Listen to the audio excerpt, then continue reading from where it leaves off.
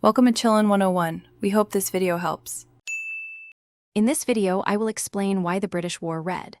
Follow along as I outline 3 clear reasons and show how practicality, symbolism, and tactics combined.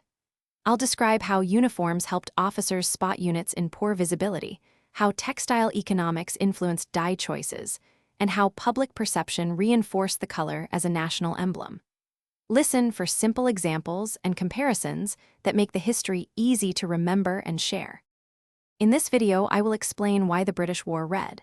Pay attention to how battlefield conditions favored bold colors and how supply chains shaped uniform decisions.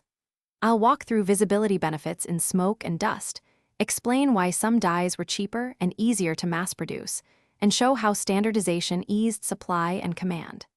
These practical factors often outweighed purely aesthetic choices, and they help explain why red persisted across many campaigns.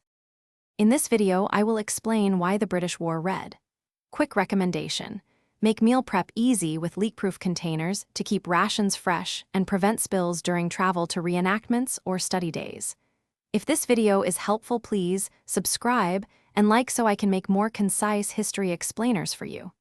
Check the description for the product link and other deals, and now let's get back to the video. In this video, I will explain why the British wore red. Stay with me as I connect color to meaning and morale in everyday language.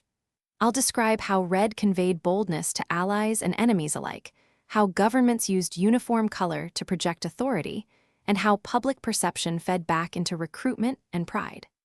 These symbolic elements kept red powerful long after its tactical usefulness evolved, and they shaped memories of the era. Thanks for watching. Consider subscribing if we helped you.